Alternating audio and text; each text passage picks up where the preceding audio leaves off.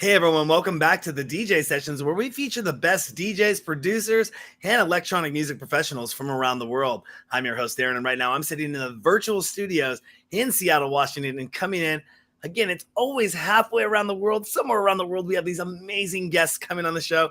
We have, and I hope I get this right, Yves coming in from Belgium. Is that correct? Are you at home in Belgium? Hello. Yes, that's correct. That's correct. My name is Yves, all the way in Belgium, Antwerp. Yves, well, it was interesting because I was listening to the V Sessions radio, and congratulations. I mean, 359 episodes. That is a feat in itself. And I was listening to your intro over and over and over again because Wikipedia says your name is Eefee, and I would say Yves. Yeah. And in the show, it sounded like it said Yves V, and I'm like, which one is it? Yeah, I think actually both are quite okay, to be honest. But I know it's a difficult name. I think in every country people pronounce it in a different way. So it's all good. Well, thank you so much for coming on the DJ Sessions Thanks for today. having me. We're super excited to have you on the show. I know you're totally busy with a ton of stuff going on, and you're at home relaxing. It looks like you're in your studio right now. Yeah, this is my home studio. I actually moved 2 years ago here at my place, and I'm still building it. So actually, most of the work now I'm doing with my studio partner, but I hope to finish my studio very soon here. But I have my record collection here in the back, so yeah, I'm quite okay here. And was this where you actually got a chance to work on She's Moving with 22 Bullets? For a part, but mostly was like with my studio partner, and of course with 22 Bullets as well. So yeah, but I hope in the future we can do everything here as well. So hope soon. What has the response been like to She's Moving? That's your latest release you've pushed out there. What's the response been like? I saw a short little video of it. Looked like people are going crazy for it.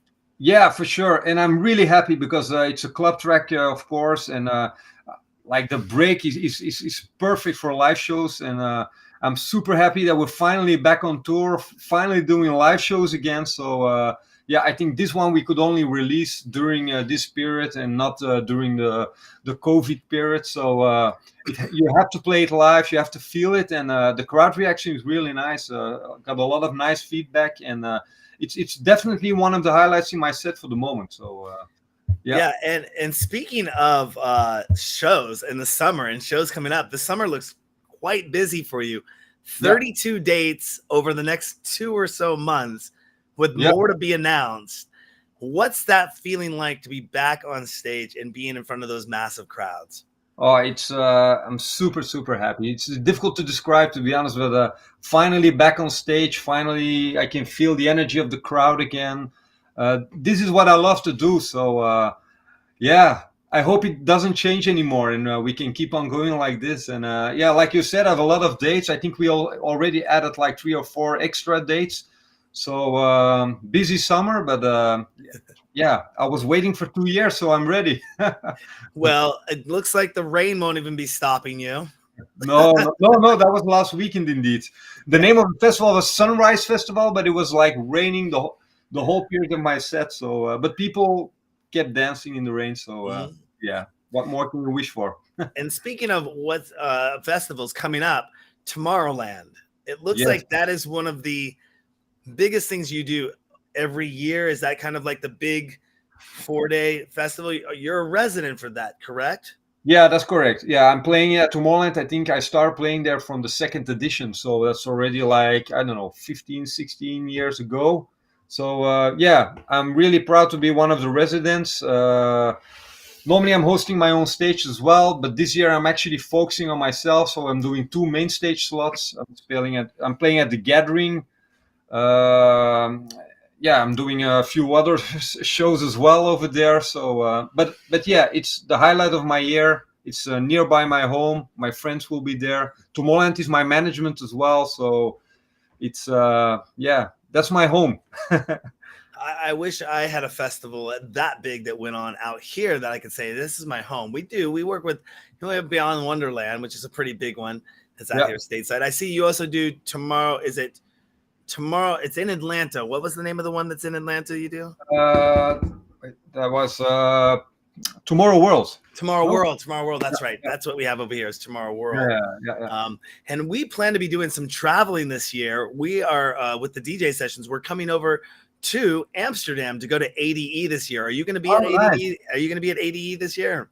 I think so. Yeah, I actually saw a few dates in my schedule, but it's not confirmed yet because probably we're also checking if I'm not on tour somewhere else. But I would love to go because also ADE for me, it's been a few years now. So yeah, that would be nice. If I'm there, let's meet up.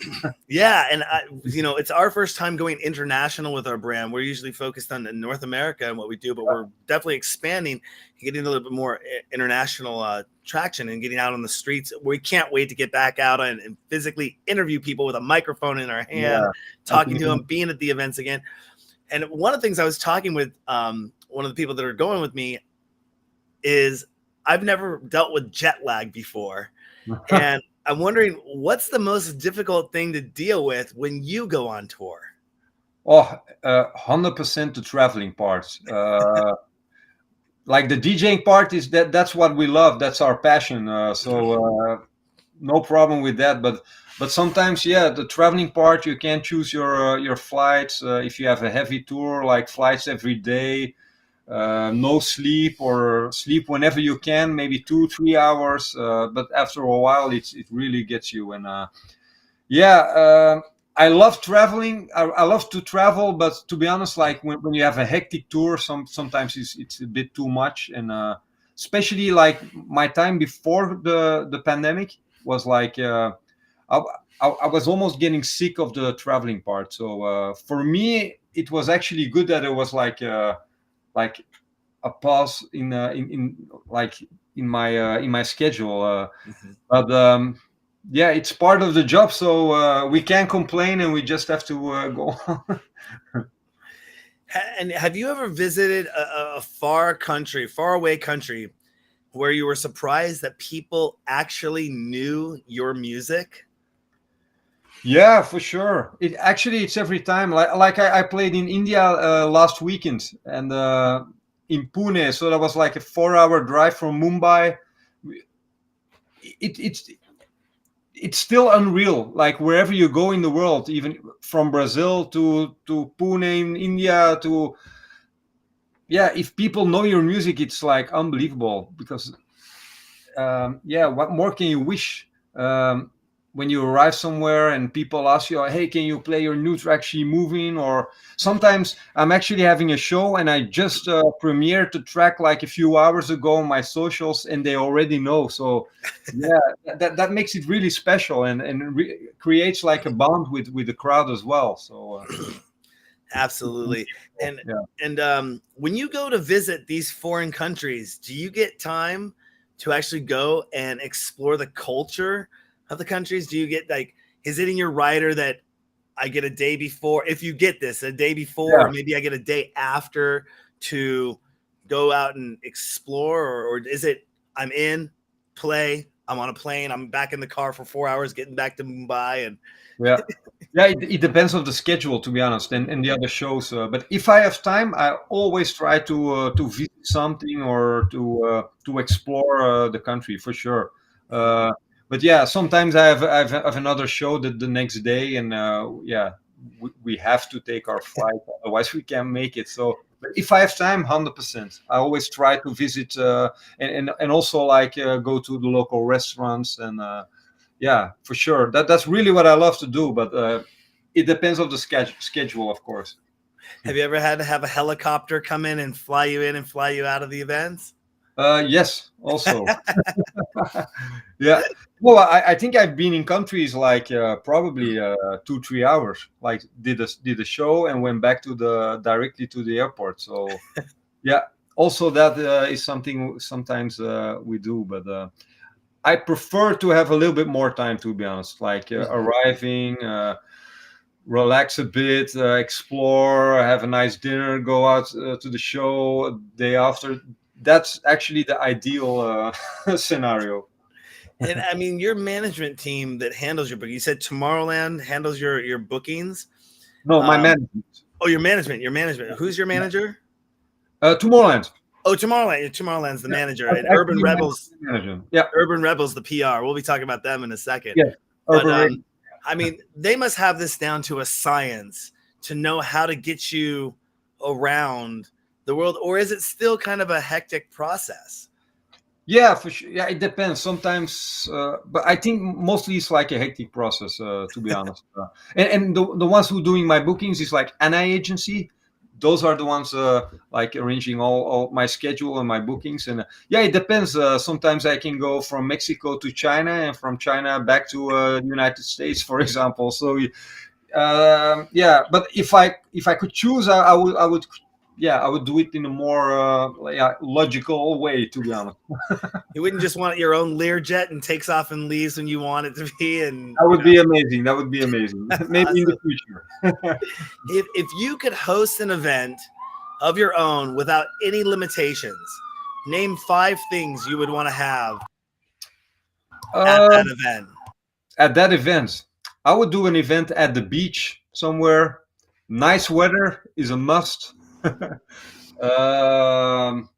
Yeah, what would um, for me very important as a DJs? I really love to stand like in front of the crowd, but like close to the crowd because I love to interact. Like I want to tell a story, and I need to feel the energy. So I need to be like in one place, united all together.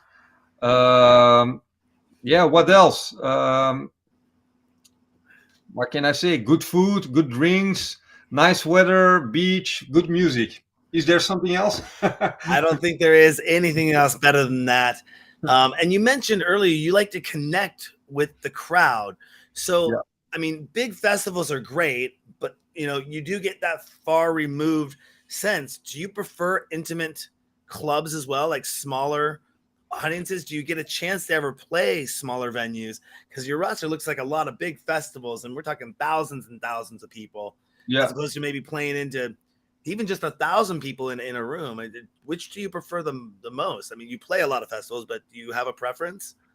I'm still doing both actually. I'm still doing the club shows as well, smaller shows, big shows. It's really hard to say like or to choose which one is the best. Festivals are amazing. You're reaching a big crowd. You feel the energy. Amazing productions, fireworks. So it's unbelievable. But in a club, even for a few hundreds of people, also really nice. Mostly you have a little bit more time. You can try a bit more like new music or go a bit deeper, or you can take people more on a journey. And like I said, like the interaction, if people stand really close to me, it's something what I really like. It's not that I have a favorite one. I like both. I think it's different, but it's both amazing. Have you ever had something really bad happen to you on stage at an event? And if so, what was that? And how did you recuperate from that? Oh, really bad. Other than raining on you. Yeah, yeah. Well, I had a few things, but besides the rain on me, because that I really had. No, I think when I was playing, I think the third or the fourth edition at Tomorrowland, I start playing, but back then I think it was still like CDs, but it went like in emergency loop. Oh no. But I think it was my second track or something. Uh, that was really like a nightmare. But the MC came in between, and like he did an amazing job. He was like taking the people on like hey ho, and we go from left to right. And during that process, I could put a new CD and on. And but to be honest, I felt really bad, and it took me a while to get back into the right mood or something. Mm-hmm. I almost could cry. It was like, oh, this is a nightmare. But at the end, when I spoke to people, nobody noticed. Nobody So, knows. so Nobody knows. yeah. So at the end, it was quite okay. It was one of the things when I started doing a live DJ show is that a lot of DJs, they had never performed one live in front of to a live streaming audience where they couldn't see the audience. Two, they weren't used to being on camera, and I just would try to be the producer I was and say, if anything happens, it's actually a good thing because they know that we're actually live in the studio and it's not pre-recorded. Yeah. It's not fake. Try not to have any incidents or bad things happen. but things happen. And just like you Yeah. said, I would pick up the microphone and be like, hey, so guess what? That's what happens when you hit the sync button or you hit the cue button or this happens or, in the middle of set. And it added more flavor to the show. So Yeah. it's awesome that you were able to come out of that. Now, you've been doing stadiums, festivals, events for a while now. And one question that I've kind of come across over the years, because you have people like Carl Cox, who's in this game, been in it for a long time. And do you see there being a retirement age for you, or an age that you might say, I gotta focus my efforts over here. I'm gonna stop doing the big shows, or is there actually a retirement age in electronic music? Yeah, I don't think so, to be honest. But it all depends. First of all, I think you still need to feel like the tension, like the excitement. I think if that is gone, then probably you have to ask yourself, am I still loving this? Do I still want to do this? And of course, people also, yeah, if the crowd still wants you, I think that's also one of the big factors. But I don't see like an age like, okay, like in 5 years I'm gonna stop DJing. So as long as I'm still loving what I do, and yeah, as long as I can do it on this kind of level, yeah, I'm gonna keep on going, because like I said, this is like my passion. This is it doesn't feel like work. It's what I love to do. So the only thing is, like, I have kids now as well, so you need to find the balance between like touring and being at home as well. So of course I will not do like maybe that many shows than I did like a few years ago, but like totally quitting, yeah, that's I don't know, it's gonna be hard. And you mentioned you have kids. I saw a little bit of that you were doing. You were on vacation with them, I believe, or at the Yeah. beach or at the ocean. Yeah. Are your kids allowed to come in the studio and play with your gear, or is that a no kid zone? I would say no kid zone, but to be honest, now because we're rebuilding and this is like in my attic, yeah, he's always playing here. So for the moment, I think I still have to, I don't know, make something that he can't enter anymore. But for now, it's no problem. If you could look at the sound of electronic music and how it's changed over the years, is there one sound or one type of genre that you're really excited about, that you'd say, I'm looking forward to this making a rebirth, or I'm really passionate or into this sound right now, that you can say, what genre or what sound would that be? Oh, that's a really difficult question, to be honest. Like, for example, when I started, like, trance music was big, techno was big, and then I had the period that I was playing in like small dance clubs where I had to play everything from hip hop, R&B, pop music to house music. Then I started playing like now, like what they call EDM. But after so many years now, techno is back. It's not that it's been away, but I mean it's like going mainstream now. Like the tech house is back. So it's very difficult. Like, the thing is, I was never like sticking to one genre. I'm very open-minded what music is about. Like, also in my set, I can go from a tech house track to a more EDM track to a deep house track. It can be anything, even maybe a hardstyle track. So I was always open-minded, and yeah, it's not that I stick to one genre particularly. So yeah, at the end of the day, my love is electronic dance music, and it's yeah, it's a big how can I say, a big group of subgenres, but and I think also everything comes back. Like, I'm sure there, like, in a few years we have a new name of a new genre, but probably with a lot of influences from something like from 5, 10, 15 years ago. So it's a cycle. Yeah, definitely. When I was looking at a report recently from 1001 track lists, and they were kind of like gauging what's hot right now, and it looks like tech house is kind of that hot genre. Yeah. House was coming right behind it, but techno was. I'm hearing that techno is kind of making its way up. Yeah. That we're going to start seeing it become a little bit more mainstream. It's interesting to watch that dial kind of maneuver over the years. If somebody could put it in like into an animated waveform of like maybe some algorithm says, okay, we know in 5 years from now, this is probably going to bubble back up and this is going to go out again. And, you know, because electronic music to me, when I was a kid growing up, it was an underground thing. It was 30 years ago. You know, it was not mainstream. You know, you had pop, you had hip hop, you had rock music. Where I'm in the States, we had, you know, alternative music was big on the scene here, especially in Seattle, where Nirvana and Soundgarden and all these bands are coming from. You know, the grunge scene we're the epicenter of it. And here I am going out to these dance clubs, you know, listening to the dance music and seeing that shift from like 92 to then 97. It became mainstream in the clubs, you know, and while we were a band town, a lot of the clubs kind of shifted over to the DJ format and had DJs playing in them. It was just interesting to see. And I'd say around 2005-ish, that kind of bubble kind of, you know, bro, and it was like electronic music's everywhere, EDM's everywhere, you know, and it was just going places. So it's been interesting to see. And now it's so mainstream. It's in every part of every culture. I mean, you can't, electronic music's there. 100%. If you see like the new song of Beyonce, or it's all like electronic music is in there. Absolutely. And what do you prefer to do when you take a break from all this music biz? What hobbies or things do you enjoy doing outside of the music industry? I actually love to just spend time with my family or friends, go out for a nice dinner, have a drink, or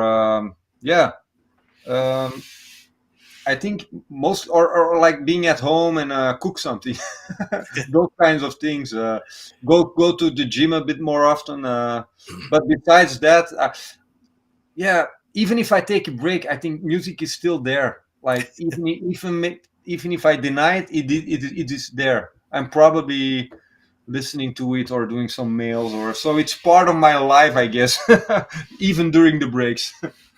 And speaking of listening to music, you do your series called V Sessions Radio. Yeah.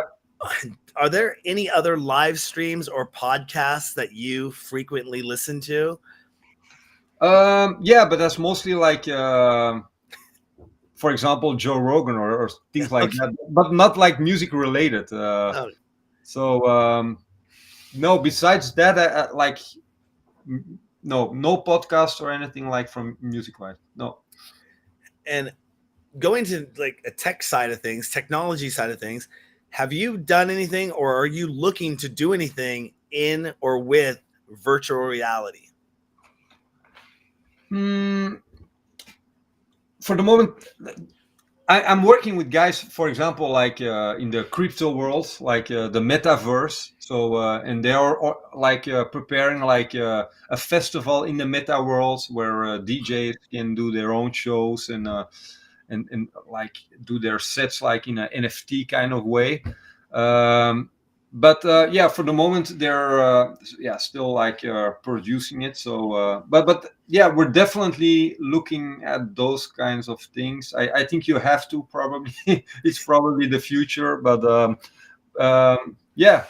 so I think in probably I think next year I'll do my first show in the metaverse. So but let's see, it's still under construction. Well, we just launched 2 virtual nightclubs in alt space, and you'd be welcome to come by and play anytime you want. I'd love to give you a tour sometime, and we're super excited for that. And I just met with somebody over the weekend that approached us and wants to take our nightclubs and put them into the NFT crypto bigger environment worlds. We're super excited to start those conversations. We do see VR and AR, for that matter, becoming huge in the music world. You know, nothing will replace. We do silent concerts or silent disco events. Do you know what those are? Yeah. So when people try to say, well, I like to feel the music, I don't like to hear it through headsets.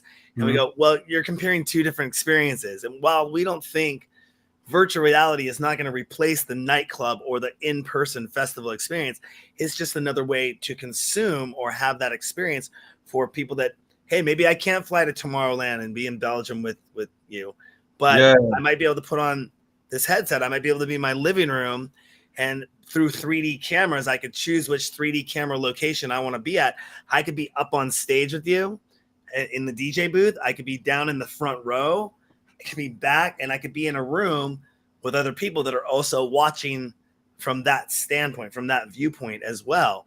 And once it gets dialed in, it's there. The pieces are there. It's just wondering who's going to take it mainstream and make it big. And I think there's a lot of people out there seeing this as the next frontier, just like what websites were in 1995. Businesses would say, I don't need a website, or let's go forward to social media, and people would say, I don't need a website. I have a MySpace page. Yeah. It's like, yes, oh, I don't need that. I have a Facebook page. And we all saw what Facebook ended up doing, or now Meta.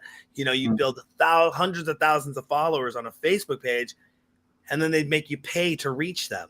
Yeah. And it's like, wait a second here. And they wouldn't create their own brand. And now you have Instagram, you have TikTok, and those social media platforms. But, I see VR as another branding opportunity that you're going to add. You're going to go to the website, just like our website, the DJsessions.com. You have that VR link. You click on it. You're going to get a preview of what our clubs look like, but you can go into our clubs and go check it out. No, 100%. I also believe that's the future. So, let's see how fast it will be there. And then, with AR technology, where we're going to be able to put on the glasses, Apple's already announced they have something coming out. Facebook is working on, Meta's working on something. Yeah. We know Google's going to come back out with something because they tried it with their first one and it didn't work out too well. Yeah. But, Sony, Microsoft, the companies are all going to come out with these glasses. And then you have independent manufacturers that are going to come out with them as well. So we could go and see your show at Tomorrowland, put on glasses in the audience, have a completely different visual experience. Yeah. Above that, where, it's going to be amazing to see what's going to happen in that world. And I know you did some live streaming last year with, was it ADE? And I just saw something that was really interesting. It was like a behind the scenes look of you doing a live stream at the ADE studios. Is that correct? Not at ADE. The thing is, I did so many live streams, but the one, you mean like a one that you can follow me backstage, or? Yeah, I think the ones you could follow you backstage. I don't. To be honest, I don't remember that one. But it wasn't at ADE. That sure. No, it wasn't at ADE. It was like for Panasonic. They were demoing some new gear. Okay. That's true. Something like that. I'm pulling it up right now. Yeah. It just looked like an amazing setup. That was. I'm sorry, AED Studio, not AD. Yeah. That's why. That was actually where like they promoted all their stuff. So like all the LED, what was really amazing. Amazing production what they did over there. I mean, that is just wow. I'm watching the video on that right now, and it is awesome. Is your standard setup a three CDJ setup? Yeah, 3 or 4. But like 3 actually is all good. Awesome. And you did mention just a little bit ago about NFTs.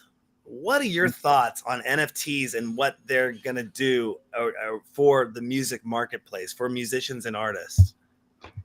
To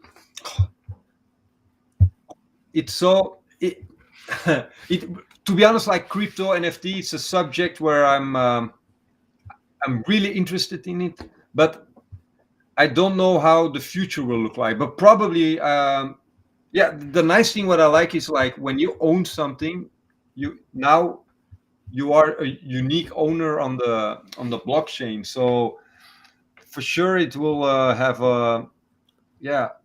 like a lot of use cases, but I don't see it like.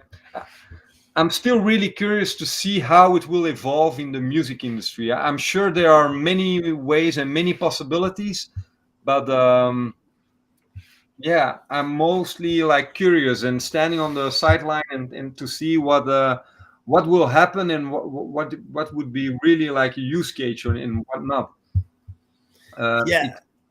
I think it's still very young. We're still there in the beginning, and yeah, it's not that I already have like a clear image of okay, this is it, or this is, I yeah. don't think anyone does. No, no, no. So it's very interesting, but it's still like I don't know, a mystery a bit for me. Well, I'm supposed to be having a talk here. A good friend of both of ours, Luke, with the Futuristic Polar Bears. Yeah.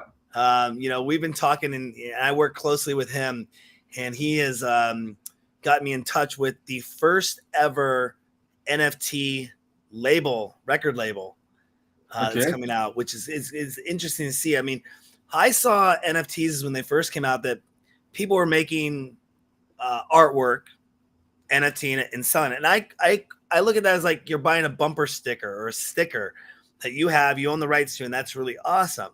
But from a music perspective, I thought it was just interesting if somebody released an NFT track and somebody owns that, and then it passes around. And if it does pass around as a collectible item, that's the person keeps getting a percentage off of each transaction that goes through it. And here over the DJ sessions, we're trying to figure out how do we NFT all of our past episodes, and then we can, put those up as collectible items. But one of the most unique uses that I saw that I thought was really awesome was there was a group, and they had tickets for their events, and their ticket for the event was an NFT. And that ticket, if you held on to that NFT, you could always go into their events, but you could obviously transfer that ticket. And I think they started selling them for they got up to like $10,000 a ticket or something like that. It was like, wow. It started at like $100 or $1,000, and it just went up. And these tickets have now become collector's items for people to be able to go to these events. And I think that's just going to be a huge, huge thing. But yeah, blockchain, I'm still new to it. I'm still trying to figure out. I got a guy here in Seattle I work closely with that follows the whole crypto market. And, obviously the whole crypto market just dipped really bad. So he's like, maybe we should hold off a little bit more till our ETH is, I think it's Ethereum they usually build on. There's so many different types out there, but we're slowly looking at it as well.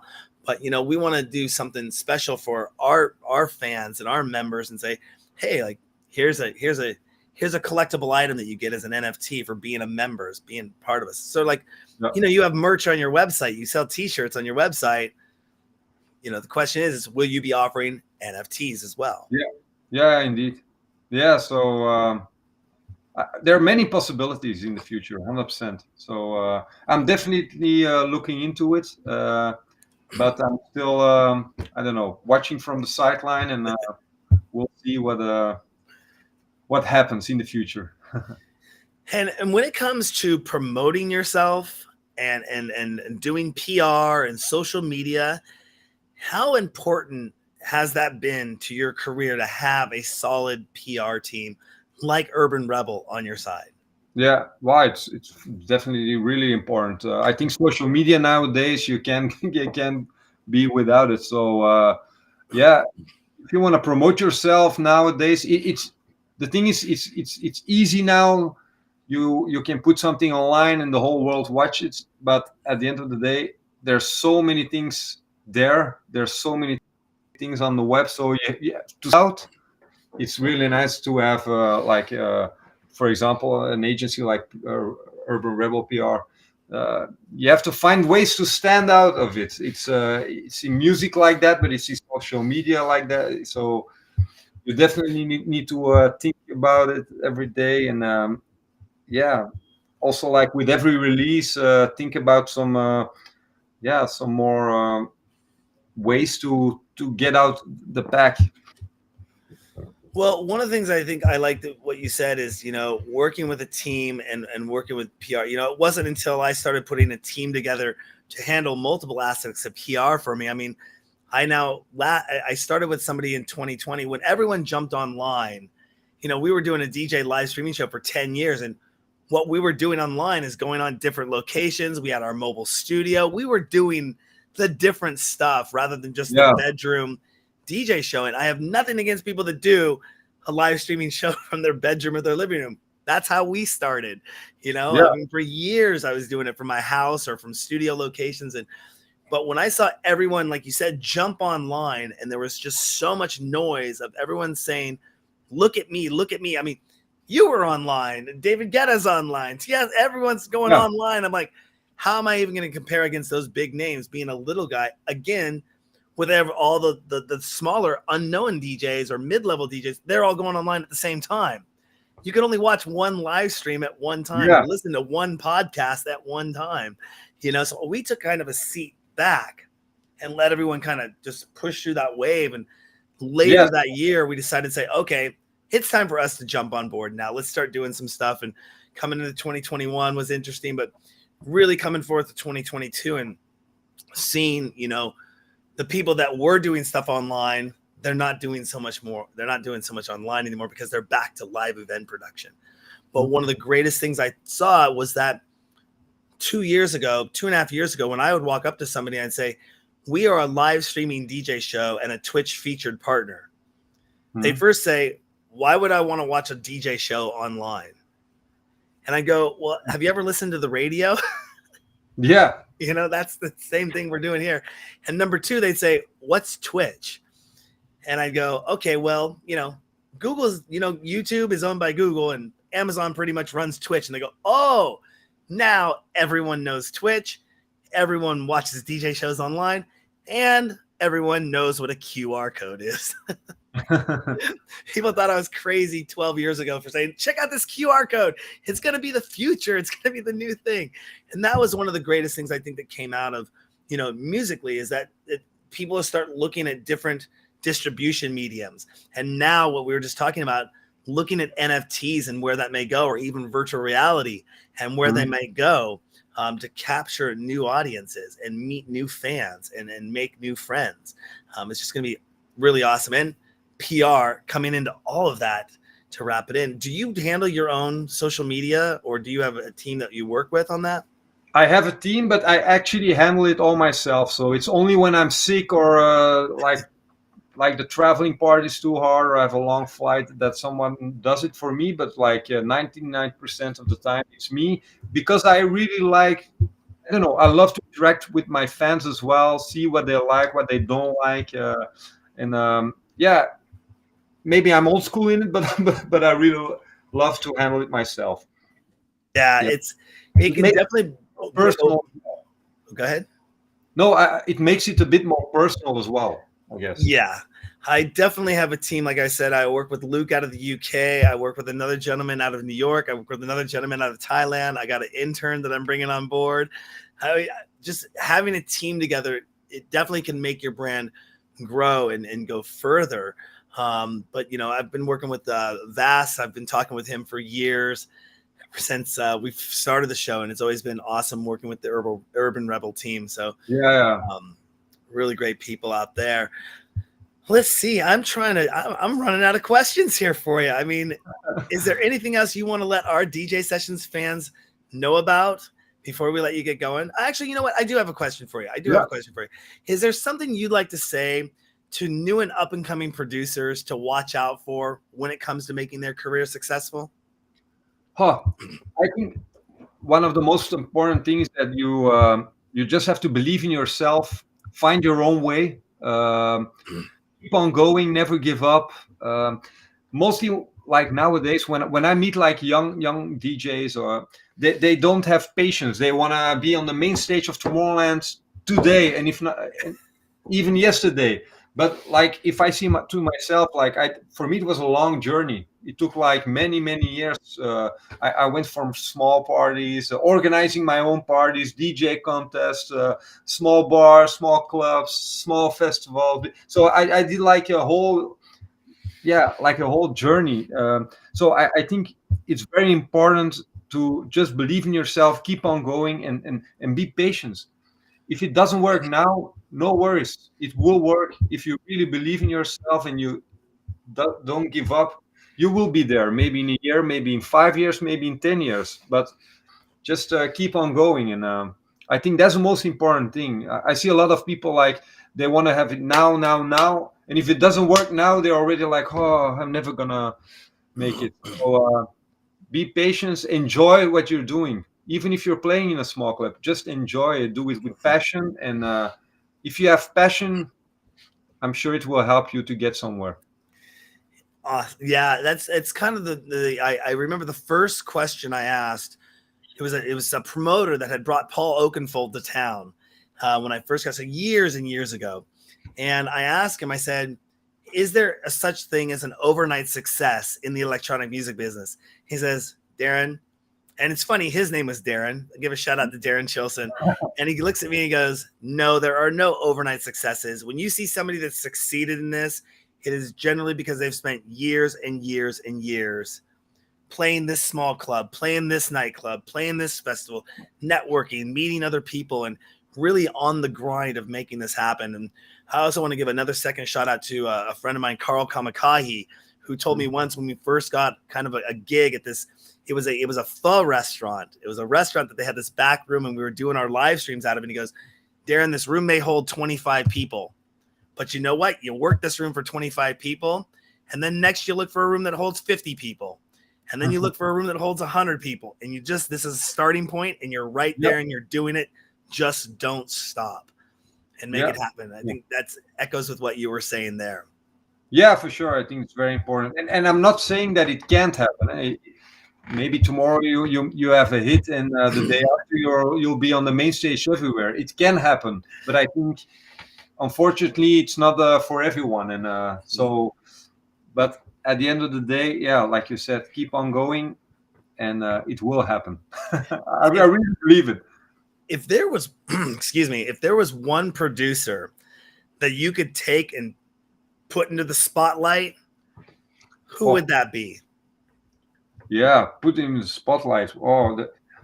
There are so many amazing producers out there.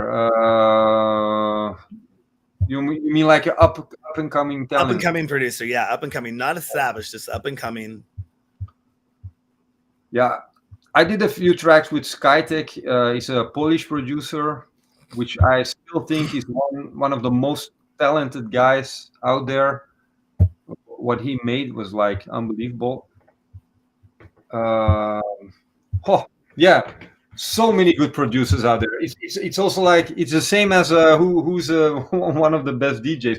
Too many DJs, too many producers, too many good DJs, and too many amazing producers out there. So, but let's say Skytech. I worked with him a few times, and he's really, really talented. Awesome. Well, and I hope I get this right. It's Yves. Perfect.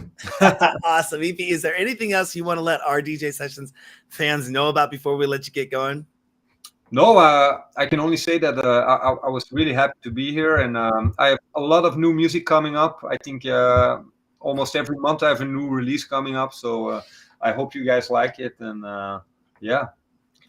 Awesome. Well, here. Thanks for having me. Absolutely. We'll be listening to She's Moving for a while until that new track comes out. Where can people find out more information about you? Yeah, I think best is on my socials, Yves V, and for sure you will find me on Twitter, Instagram, Facebook, wherever you are. And we got that website coming in right now as well. Yes. Perfect. Hey, technology, it worked. Check out the website. All right.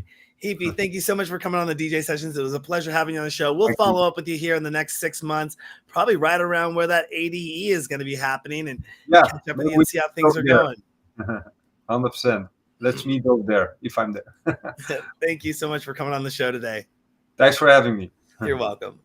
And on that note, don't forget to go to our website, thedjsessions.com. Find us on Twitter, find us on TikTok, find us on Instagram, Meta, wherever, but really just go to thedjsessions.com. You're going to find out all our socials, news stories, VR nightclubs. Oh, we're launching a new section there that I'd like to announce today, our live interview calendar. This is where you can actually find out who's coming up next on the show, on the series, and actually jump in and be part of the show, jump in, be a part of the chat room, and actually talk with us live right in the show and ask people like Yves tons of questions. You know, that's what we're going to be doing here coming up. And there was a small glitch there. Is that glitch on you too? Yeah, but you're back. But I'm back now. It was right in my outro. It's all good. Oh, and we'd like to announce today also, you're going to be able to find us on Roku, Amazon Fire, Google Play, and Apple TV coming up shortly, streaming live on all those platforms. Again, that's Yves. I'm Darren, coming to you live for the virtual sessions. You know what happens on the DJ sessions? The music never stops.